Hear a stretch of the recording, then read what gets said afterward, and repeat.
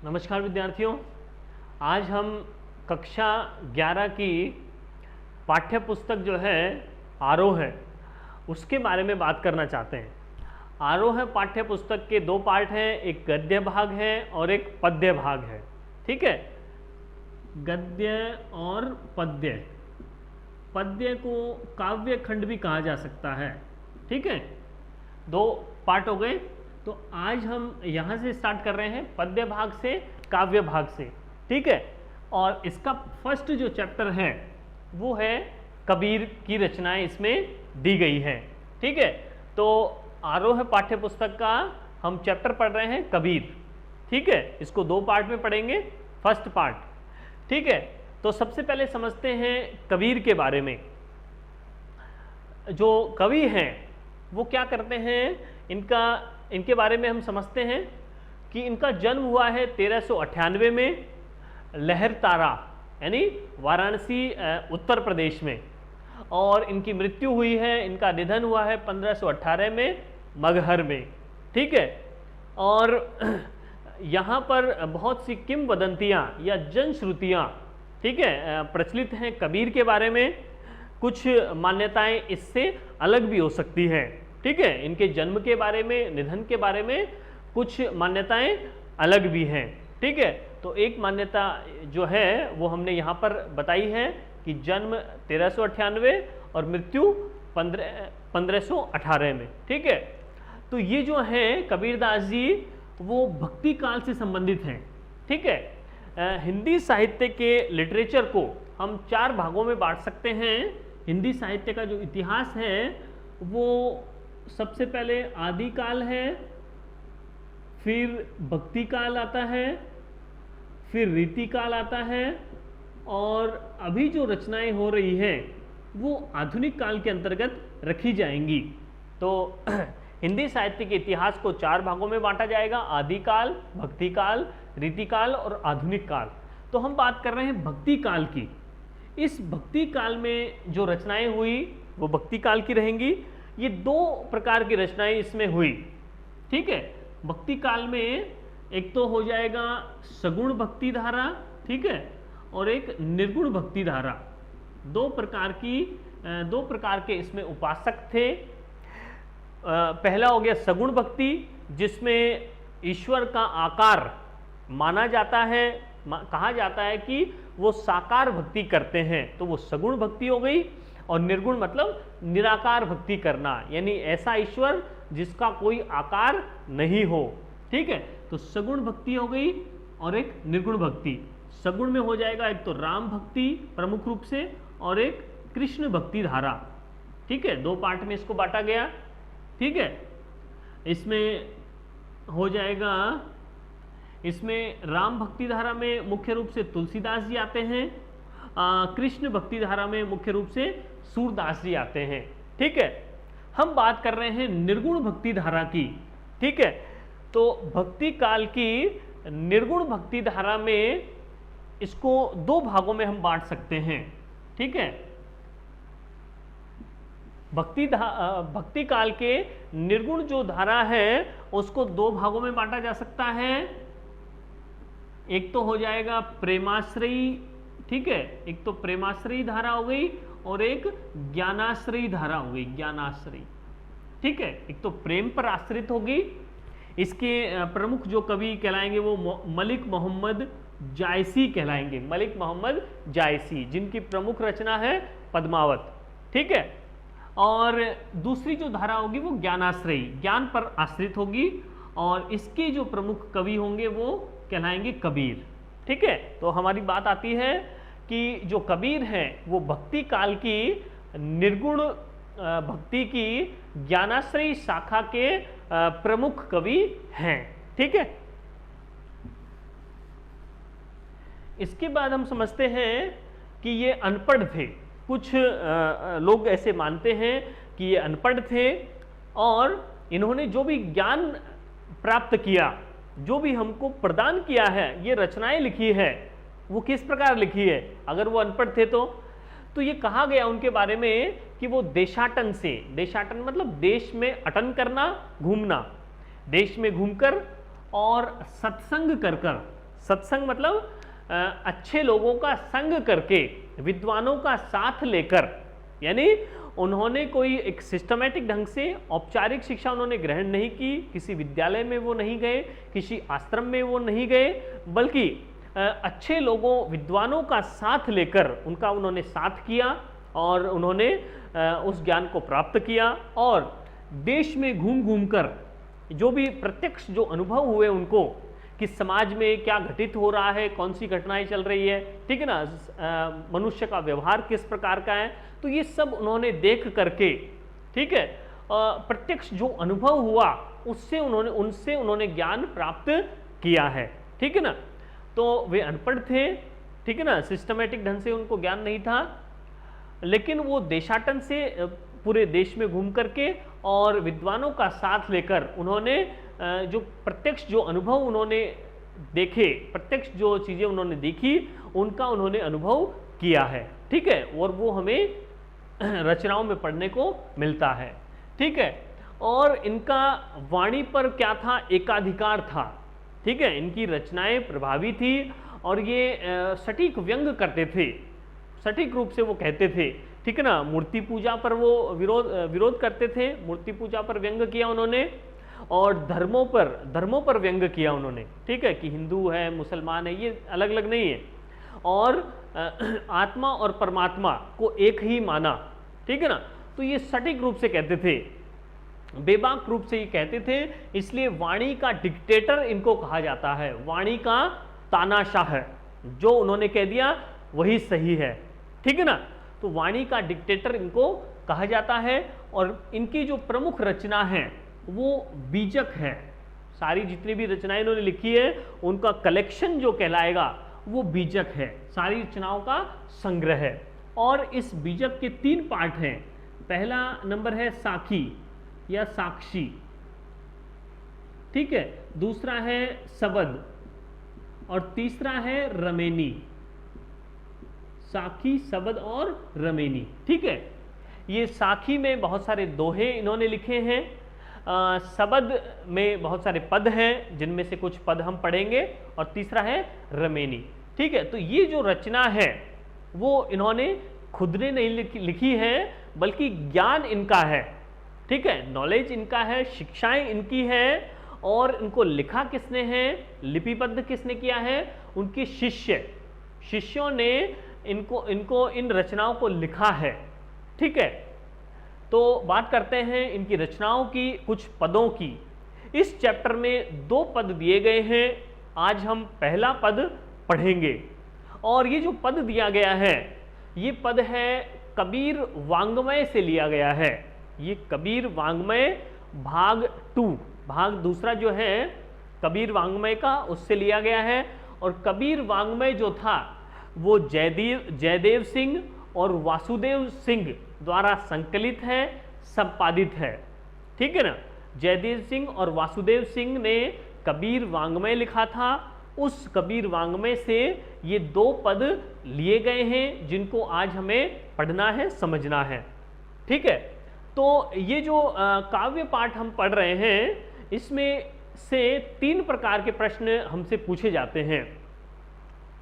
पहला तो पूछा जाता है सौंदर्य बोध से संबंधित, सौंदर्य बोध से संबंधित, ठीक है, पहला प्रश्न। दूसरा हो जाएगा विषय वस्तु आधारित, कंटेंट क्या है उस पर आधारित कुछ प्रश्न पूछे जाएंगे। और तीसरा हो जाएगा हमारा अर्थ ग्रहण पर आधारित। तो ये 3 प्रकार के प्रश्न हमसे पूछे जाते हैं इस काव्य पाठ में। तो सबसे पहले इसका मूल भाव हम समझेंगे। मूल भाव से क्या हो जाएगा, कंटेंट पर बेस्ड क्वेश्चन हम समझ सकते हैं और अर्थ ग्रहण से संबंधित हम प्रश्नों को कर सकते हैं। तो सबसे पहले मूल भाव इसका हम समझते हैं। तो इसका वाचन हम कर लेते हैं इस कविता का। सबसे पहले कि हम तो एक एक करी जाना, हम तो एक एक करी जाना, दोई कहे तिन्ही को दोजक जिन नाहिन पहचाना।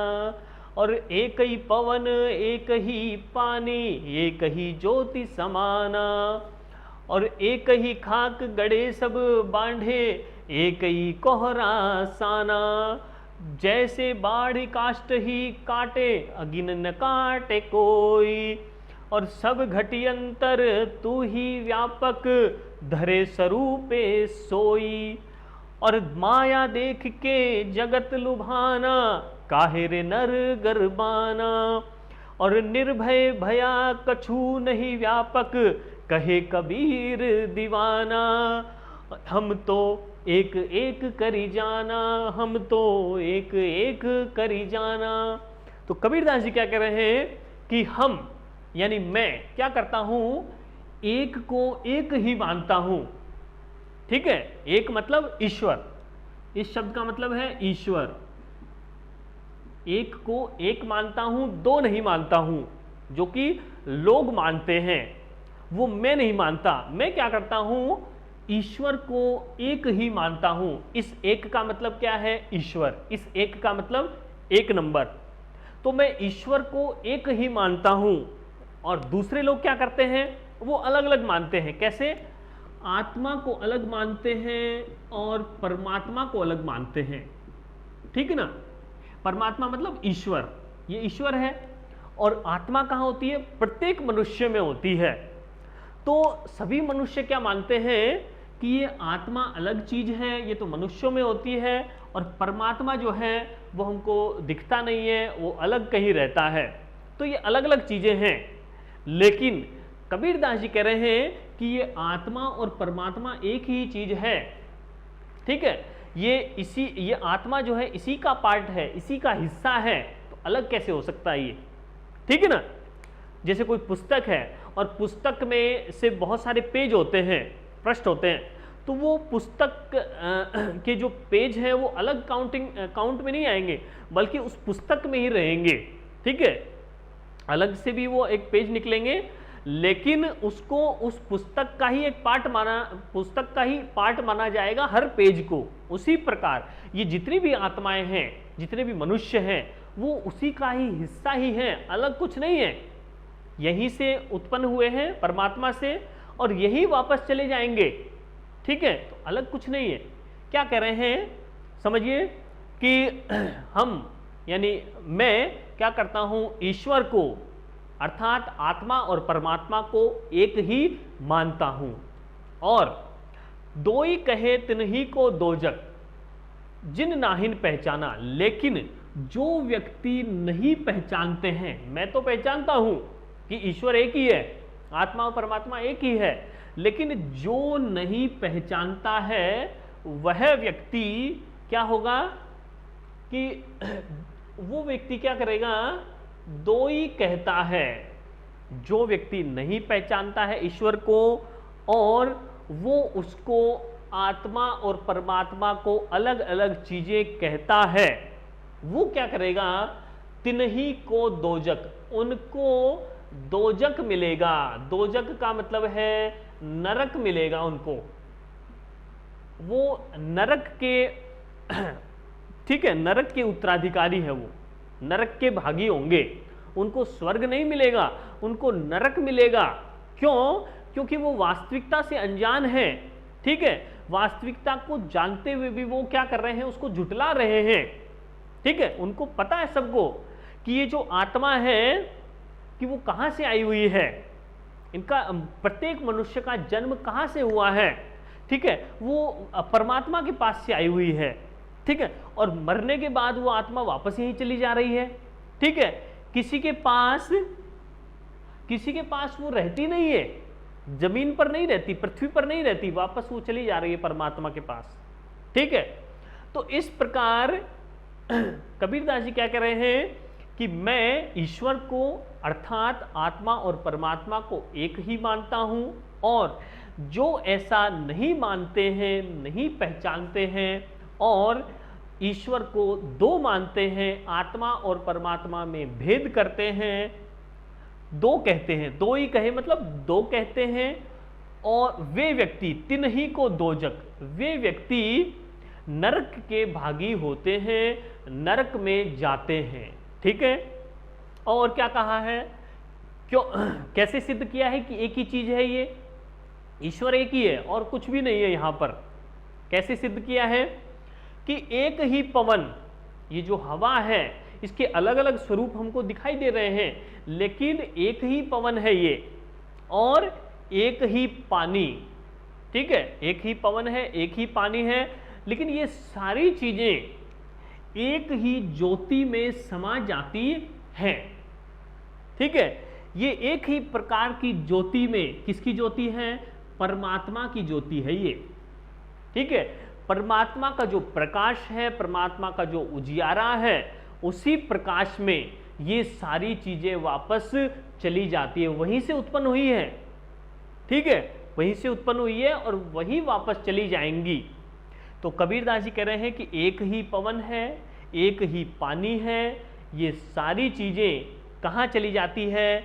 एक ही ज्योति में, एक ही परमात्मा के प्रकाश पुंज में आखिरकार समा जाती हैं। ठीक है, और क्या कहा है कि एक ही खाक गड़े सब बांधे। एक ही खाक, खाक मतलब मिट्टी, खाक का तात्पर्य है मिट्टी। एक ही मिट्टी से गढ़े हुए हैं, यानी बनाए हुए हैं। भांडे का मतलब है बर्तन, भांडे मतलब बर्तन। ठीक है, एक ही भांडे से ये बर्तन बनाए गए हैं, एक ही मिट्टी से। एक ही कोहरा साना, कोहरा का मतलब है कुम्हार, कोहरा मतलब कुम्हार। जिस प्रकार एक ही कुम्हार के द्वारा, एक ही कोहरा मतलब एक ही कुम्हार के द्वारा एक ही खाक यानी मिट्टी से अनेक प्रकार के भांडे यानी बर्तन बनाए जाते हैं, उसी प्रकार से ईश्वर, एक ही ईश्वर के द्वारा, एक ही ईश्वर के द्वारा एक ही मिट्टी अर्थात पंच तत्वों से अनेक प्रकार के मनुष्यों को बनाया गया है। ठीक है ना, फिर से समझिए कि जिस प्रकार एक ही कुम्हार के द्वारा एक ही मिट्टी से अनेक प्रकार के बर्तन बनाए जाते हैं, उसी प्रकार एक ही ईश्वर के द्वारा एक ही पंच तत्वों से सारे मनुष्यों का निर्माण किया गया है। पंच तत्वों से मनुष्य का निर्माण किससे हुआ है? पंच तत्व, 5 तत्वों से माना जाता है कि मनुष्य का निर्माण हुआ है, मनुष्य के शरीर का निर्माण हुआ है। ठीक है, अग्नि से हुआ है, आकाश से हुआ है, पृथ्वी से हुआ है। ठीक है, वायु से हुआ है और जल से हुआ है। तो ये 5 तत्वों का अंश लेकर मनुष्य के शरीर को, आत्मा को बनाया गया है। किसने बनाया? बनाने वाला एक ही है। और ये जो सारी चीजें हैं, ये क्या है? ये इनमें भी ईश्वर का ही अंश है। ठीक है ना, तो बनाने वाला कौन है? एक ही है, और ये सारी चीजें वापस ईश्वर में ही जाने वाली हैं। ठीक है, एक ही जैसे बाड़ी काष्ठ ही काटे, बाड़ी का मतलब है बढ़ई, लकड़ी का काम करने वाला या कारपेंटर। जिस प्रकार एक जो बढ़ई होता है वो क्या करता है? काष्ठ का काम करता है, लकड़ी का काम करता है। जिस प्रकार एक बढ़ई लकड़ी का काम करता है, और वो लकड़ी को तो काट सकता है, लकड़ी को वो काट सकता है, लेकिन वो अग्नि को नहीं काट सकता। ठीक है, क्या कहा है कि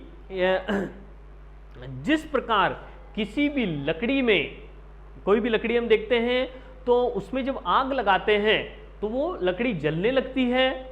तो कवि कहते हैं, कबीरदास जी कह रहे हैं कि उस लकड़ी में आग उत्पन्न नहीं हुई है, आग पहले से थी।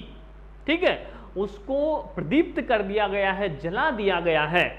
तो कबीरदास जी क्या कह रहे हैं? उस लकड़ी में आग पहले से ही होती है, ठीक है, उसको जला दिया जाता है, लेकिन उस लकड़ी को काटा जा सकता है, उस लकड़ी की आग को नहीं काटा जा सकता। ठीक है, उसी प्रकार ये जो आत्मा है उसको नष्ट नहीं किया जा सकता है।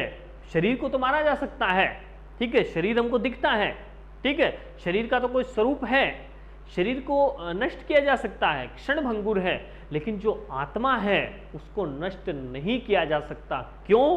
क्योंकि वो आत्मा परमात्मा का हिस्सा है, उस परमात्मा को हम नष्ट नहीं कर सकते हैं, वो अमर है, नश्वर नहीं है, ठीक है। सब घटियंतर तू ही व्यापक, सारे घट में, घट का मतलब हृदय में, सबके हृदय में या सबके प्राणों में तुम ही व्यापक हो। कौन? ईश्वर। हे ईश्वर, सभी मनुष्यों के हृदय में, सबके प्राणों में तुम ही बसे हुए हो, विद्यमान हो।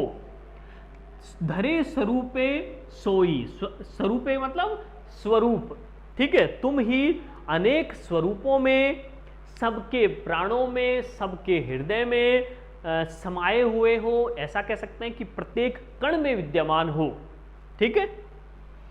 माया देख के जगत लुभाना, हे मनुष्य तुम क्या कर रहे हो? माया को देख करके तुम्हारा मन जो है लोभी हो गया है, तुम आकर्षित हो गए हो।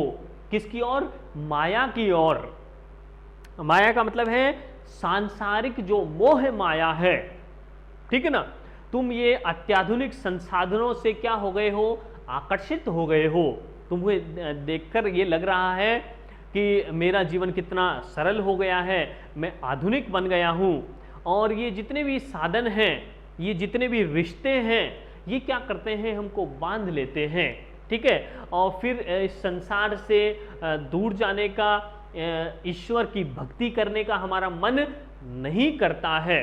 तो क्या करते हैं? हे मनुष्य, तुम माया को देख करके, सांसारिक भौतिक संसाधनों को देख करके, सांसारिक बंधनों को देख करके संसार क्या कर रहा है? लुभा रहा है, उनकी ओर आकर्षित हो रहा है। काहे रे नर गर्वाना, हे मनुष्य तुम क्यों गर्व कर रहे हो? झूठा घमंड है ये कि मैंने ये गाड़ी खरीद ली है इतनी महंगी, इतनी मेरे पास गाड़ियां हैं, ये मेरे पास बंगला है, ठीक है ना, और जितने भी साधन होने चाहिए अत्याधुनिक शाही जीवन जीने के, वो साधन मेरे पास हैं, तो मैं गर्व कर रहा हूँ, मेरे पास इतना पैसा है।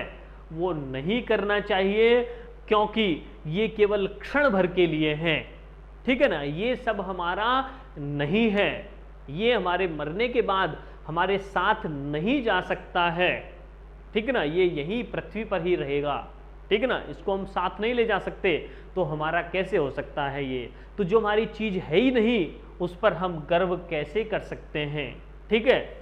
तो कबीरदास जी कह रहे हैं कि माया को देख करके, सांसारिक बंधनों को देख करके तो मनुष्य क्या कर रहा है? वो उनकी ओर आकर्षित हो रहा है कि हे मनुष्य, हे नर, व्यर्थ में तुम गर्व कर रहे हो, घमंड कर रहे हो, झूठा घमंड है ये। और मैं क्या कर रहा हूं? मैं निर्भय होकर कछु नहीं व्यापे। अगर व्यक्ति निर्भय हो जाएगा, निर्भय कैसे होगा? व्यक्ति जब ईश्वर की भक्ति करेगा, ईश्वर में की भक्ति में जब लीन हो जाएगा, तो उसको कोई भी डर नहीं सताएगा, कोई भी किसी भी प्रकार का भय उसको नहीं सता पाएगा। तो कबीरदास जी क्या कह रहे हैं कि मैं ईश्वर की भक्ति करके निर्भय हो चुका हूं और मुझे किसी भी कोई भी प्रकार का डर नहीं सता रहा है, और मैं क्या हो गया हूं? ईश्वर का दीवाना हो गया हूं, ईश्वर की भक्ति में पागल हो चुका हूं, ठीक है। अपना मानसिक संतुलन खो चुका हूं, ईश्वर को मैं समर्पित हो चुका हूं, ठीक है। तो इसमें क्या कहा गया है? एकनिष्ठता के बारे में बताया गया है। क्या कहा गया है कि ईश्वर जो है, ईश्वर को एक ही बताया गया है, आत्मा और परमात्मा एक ही है। किस प्रकार माना गया है कि हिंदू धर्म के अनुसार कोई भी जो शरीर होता है उसमें जो आत्मा होती है, शरीर तो कुछ है ही नहीं, क्योंकि शरीर जो है वो तो नष्ट हो जाता है, हो सकता है कि कुछ ही समय में हो जाए, ठीक है ना। तो शरीर तो कुछ है ही नहीं, ठीक है, आत्मा है जो कुछ है। मैं खड़ा हुआ हूं, मैं बोल रहा हूं, किसके कारण? शरीर के कारण नहीं, उन प्राणों के कारण, उस प्राण तत्व के कारण, उस आत्म तत्व के कारण, उस आत्मा के कारण मैं खड़ा हूं, ठीक है। तो वो आत्मा क्या है? वो आत्मा हमारी नहीं है, ठीक है, जो हम उसको रोक पाए हमारे शरीर में, ठीक है। ऐसा माना जाता है कि कोई भी आत्मा वो किसी शरीर में प्रवेश करती है और उसकी मृत्यु हो जाती है तो वापस परमात्मा के पास जाती है, ठीक है ना। तो ये मनुष्य का जन्म है 84 लाख योनियों के बाद में मिलता है, ठीक है ना। कभी मनुष्य का जन्म मिलता है, कभी पत्थर के रूप में हम आते हैं, कभी जानवर के रूप में। इस प्रकार से मनुष्य का आत्मा का क्रम चलता रहता है और वो आत्मा क्या करती है? परमात्मा से मनुष्य के पास आती है, मनुष्य के शरीर में, और फिर वापस परमात्मा के पास चली जाती है, ठीक है ना। तो एक बार फिर से समझेंगे। कबीरदास जी कह रहे हैं कि हम ईश्वर को अर्थात आत्मा और परमात्मा को एक ही मानते हैं, और जो व्यक्ति नहीं पहचानता है और ईश्वर को अर्थात आत्मा और परमात्मा को दो वस्तुएं कहता है, वे व्यक्ति क्या करते हैं? नरक को प्राप्त होते हैं, अर्थात नरक में जाते हैं, ठीक है। क्योंकि एक ही पवन है, एक ही पानी है, और ये सारी चीजें एक ही परम ज्योति में समा जाती हैं, परमात्मा की ज्योति में लीन हो जाती हैं। और जिस प्रकार एक कुम्हार एक ही मिट्टी से बहुत से बर्तन बनाता है, उसी प्रकार एक ही ईश्वर पंच तत्वों से बहुत से मनुष्यों का निर्माण करता है या किया है। जिस प्रकार एक बढ़ई लकड़ी का काम करने वाला लकड़ी को तो काट सकता है लेकिन अग्नि को नहीं काट सकता है, उसी प्रकार मनुष्य के शरीर को तो नष्ट किया जा सकता है परंतु आत्मा को नष्ट नहीं किया जा सकता, क्योंकि आत्मा परमात्मा का अंश है और परमात्मा अजेय अमर है, ठीक है, उसको नष्ट नहीं किया जा सकता। परमात्मा ना तो जन्म लेते हैं ना मरते हैं, अवतार लेते हैं वो, ठीक है। और क्या कहा है कि हे ईश्वर, प्रत्येक मनुष्यों के हृदय में, प्रत्येक मनुष्य के प्राणों में तुम ही समाये हुए हो और अनेक रूपों में प्रत्येक कण में, संसार के प्रत्येक कण में तुम विद्यमान हो। और क्या कहा है कि हे मनुष्य, हे संसार के मनुष्य, तुम माया को देख करके तुम्हारा मन उनकी ओर आकर्षित हो रहा है और तुम इस संसार में आकर के व्यर्थ ही गर्व कर रहे हो। और मैं क्या कर रहा हूं? मैं ईश्वर का एक दीवाना हूं, ईश्वर की भक्ति में लीन हो चुका हूं, इसलिए मैं निर्भय हो गया हूं और मुझे किसी प्रकार का डर नहीं सता रहा है, ठीक है, क्योंकि मैं ईश्वर की भक्ति में लीन हो गया हूं, ठीक है। तो इस प्रकार हमने इसका भाव समझा और भाव से हम अनेक प्रश्नों को हल कर सकते हैं, ठीक है। जैसे हम समझेंगे, पहला प्रश्न हमारा आ सकता है सौंदर्य बोध का, सौंदर्य बोध का प्रश्न आ सकता है, ठीक है। और सौंदर्य बोध में दो प्रकार के प्रश्न पूछे जाते हैं, एक तो भाव सौंदर्य, भाव सौंदर्य के बारे में पूछा जाता है, या भाव सौष्ठव भी कह सकते हैं इसको, भाव सौष्ठव, ठीक है। और दूसरा हो जाएगा, दूसरा पूछा जाएगा शिल्प सौंदर्य, शिल्प सौंदर्य या कला सौंदर्य या काव्य सौंदर्य, ठीक है, सौंदर्य या सौष्ठव, ठीक है, सौष्ठव। इस प्रकार से दो प्रश्न हमसे पूछे जाते हैं। और दूसरा हो जाएगा अर्थग्रहण संबंधी प्रश्न और तीसरा हो जाएगा विषय वस्तु संबंधी प्रश्न। तो इन तीनों प्रकार के प्रश्न पर हम अगली कक्षा में बात करते हैं। धन्यवाद।